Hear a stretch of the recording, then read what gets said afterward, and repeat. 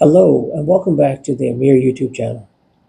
Today's question: what is the United States' role in Sudan? American officials have stated that its role in Sudan has been focused on providing humanitarian aid, promoting democratic development, and using diplomacy to end the conflict. But what is actually driving the conflict in Sudan? Before we answer that, we need a little history. Here's a clip from the Telegraph YouTube channel. The fighting in Sudan is a power struggle. It's a power struggle between two men. One is Abdel Fattah al-Burhan. He's the general who has been head of the Sudanese armed forces for the past few years, and he's also basically the leader of the country. He looks pretty much like a guy who's trying to ensconce himself as a dictator for life. The other guy is Mohammed Hamdan Dagalo, popularly known as Hemeti. He calls himself Hemeti, everybody calls him Hemeti. He is the leader of the Rapid Support Forces, which is a vast and extremely powerful militia group that is importantly outside the command of the regular armed forces. And that's allowed Hemeti to make himself power broker in his own right. He controls a large chunk of the economy, especially the gold trade, and he is effectively, or he was, until this fighting started, Burhan's effective deputy, the effective vice president. But it's pretty clear his end goal is to be the indisputed ruler of Sudan as well. So basically what you've got is a fight to the death, it looks like, between two men who've basically decided there's only room for one of them in Khartoum and in Sudan. So the Rapid Support Forces grew out of what was called the Janjaweed militia, and they were pro-government militias, mostly raised to suppress an uprising in Darfur, which turned into a huge and very, very bloody war in the 2000s. Hemeti was one of the commanders of the Janjaweed. And to kind of understand how we got to today, you have to go back to 2013 when the dictator of Sudan, a guy called Omar al-Bashir, took these Janjaweed guys and reformed them. He made Mr. Hemeti a lieutenant general, and he made them answerable directly to himself. Fast forward to 2019, when you get a huge, basically a massive civilian uprising, pro-democracy protests in Khartoum. Hemeti did a deal with al-Burhan then. The army and the RSF backed the protesters.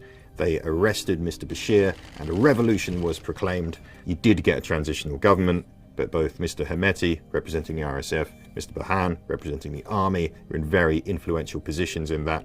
And then 2021, they do a full coup of their own and basically put themselves in charge of the country. And so it felt to lots of people like someday this showdown was going to come. So the trigger for conflict, it's a little bit complicated. The immediate trigger was this discussion of something that diplomats call security sector reform. Basically, security sector reform is how do you get the army out of politics and how do you defang the RSF. Now, part of this is that the RSF should be folded into the regular armed forces. The regular armed forces become led by a civilian government, like in any other country. General al-Burhan wanted that done quickly. He wanted them folded into the regular armed forces in 2 years. Hemeti said, no. It's a very big job, 10-year timetable. And as this dispute escalated, you began to see troops being moved around Khartoum. The army blamed the RSF for massing troops near an airbase near Khartoum. And then, bang, overnight on Friday, Saturday morning, the fighting began. Having conversations with people in Khartoum over the phone, there's no way to downplay the horror of what is happening. The reports are consistent as well. If you go out in the streets, you're quite likely to get shot. No one seems to care whether they're shooting at a civilian. The Rapid Support Forces in particular have begun taking over buildings, guys coming into houses, pointing machine guns at them, at the owners, the occupiers, the caretakers. A lot of reports actually of rape and sexual violence, so sheer lawlessness in the streets of Khartoum. America is the largest donor of humanitarian aid, and it also has been imposing sanctions for human rights violations, including the designation of genocide by some militias. The U.S. has been working with regional and international partners to achieve permanent peace through diplomatic negotiations, with a goal of restoring a civilian government. Recently, Saudi Arabia has requested that the United States intervene to accelerate peace. Because Trump has set his eyes on a new conflict. The Sudan. It's a war that the world has largely forgotten, a war that has killed tens of thousands of people, displaced millions, and become one of the world's worst humanitarian crises. Donald Trump wants to end it now. Do you know why? Because Saudi Arabia requested him to. Listen to this. And I'll tell you, His Majesty would like me to do something very powerful having to do with Sudan. It was not on my my charts to be involved in that. I thought it was just something that was crazy and out of control. But I just see how important that is to you and to a lot of your friends in the room. Sudan, and we're going to start working in Sudan. So Sudan was not on Trump's charts, as he says, but now that the Saudis have asked, it is.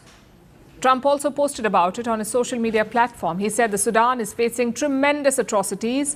Food and doctors are desperately needed there, and Arab leaders want him to act. As stated earlier, the U.S. has made a determination that genocide has been committed by some militias. In January 2025, the U.S. determined that the Rapid Support Forces, or RSF, and allied militias have committed genocide. But the question remains, why are Sudanese militias fighting, and why is the UAE, Israel, and the United States truly interested in the Sudanese conflict? The answer may be surprising. Here's a clip from the C.J. Werleman show.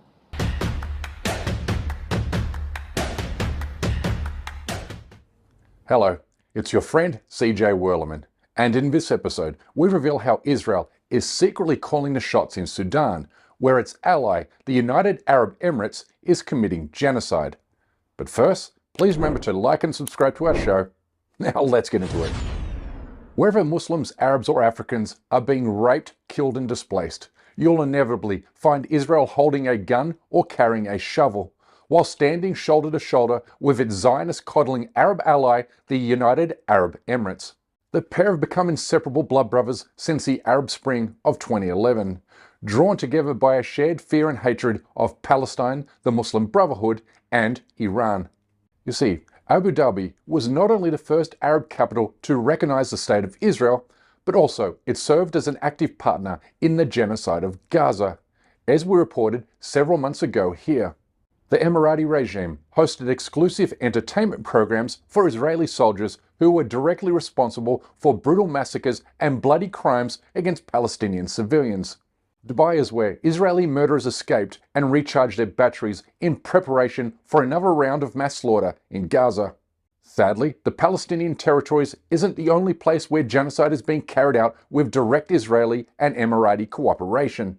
There's also Sudan, where more than 160,000 civilians have been killed by Israeli and Emirati-backed forces in the African country during the past 2 years.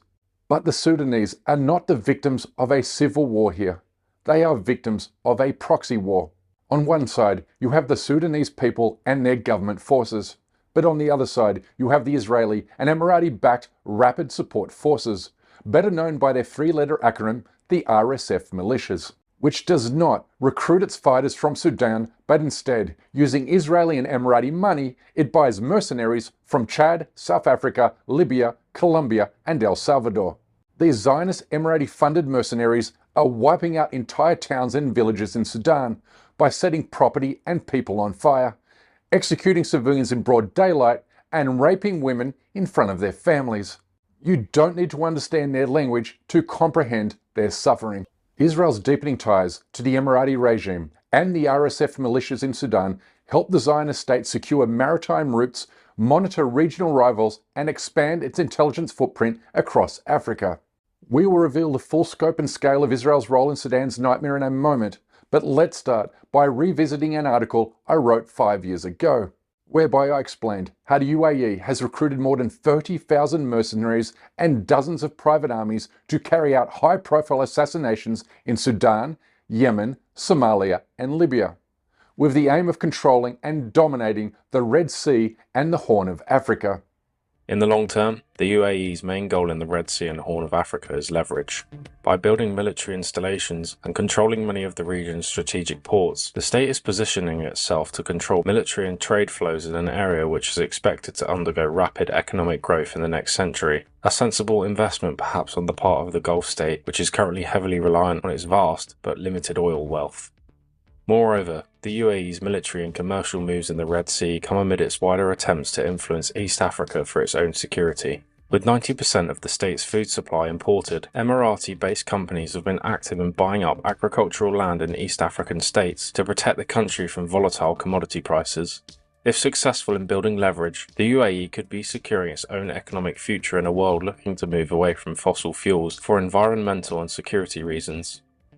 Growing diplomatic isolation is why the Israeli economy has crashed into a heap as credible forecasts point to an approaching economic Armageddon on Israel's horizon.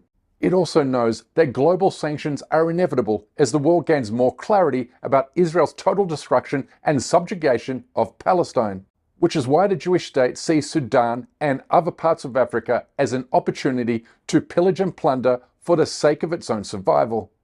Both Israel and the UAE are arming a foreign-led coup against the Sudanese government, so together they can control the country's strategic maritime ports in the Red Sea, along with its rich agricultural sector and vast amounts of gold.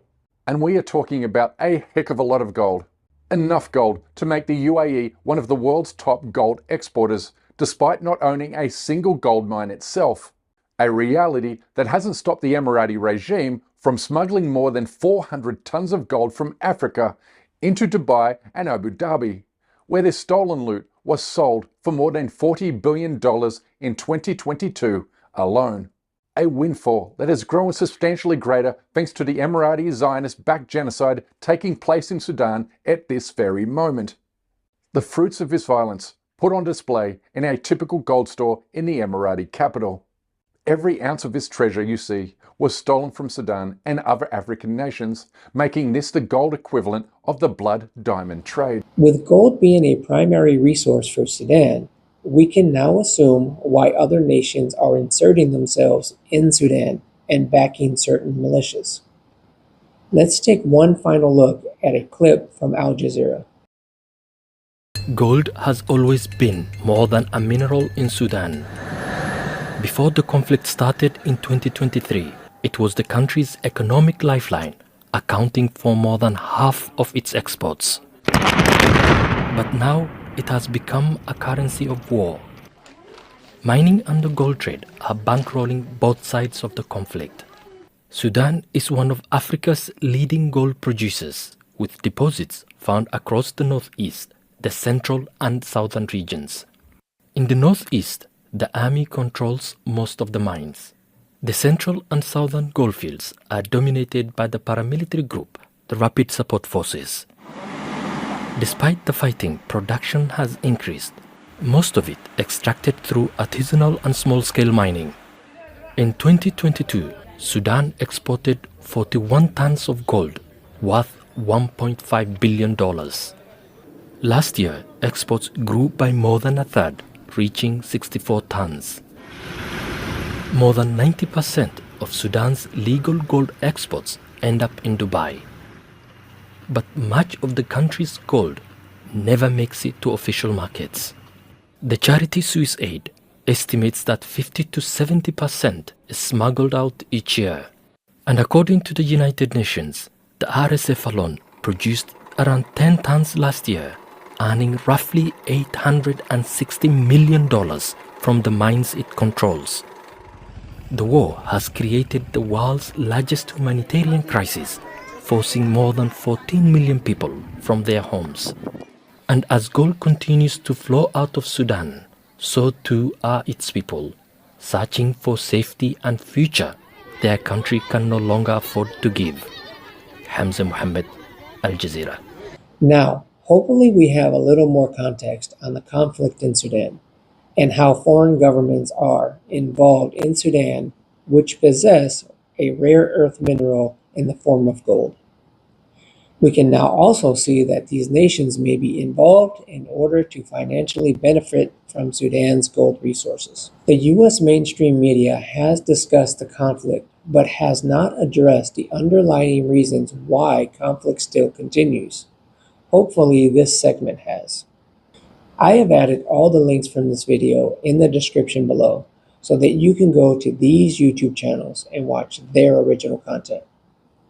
Thank you for taking time to watch, and please consider subscribing to this channel and share it with others in order to get the latest uploads on the geopolitical landscape that our mainstream media chooses not to cover. See you next time. Thank you for watching, and have a blessed day.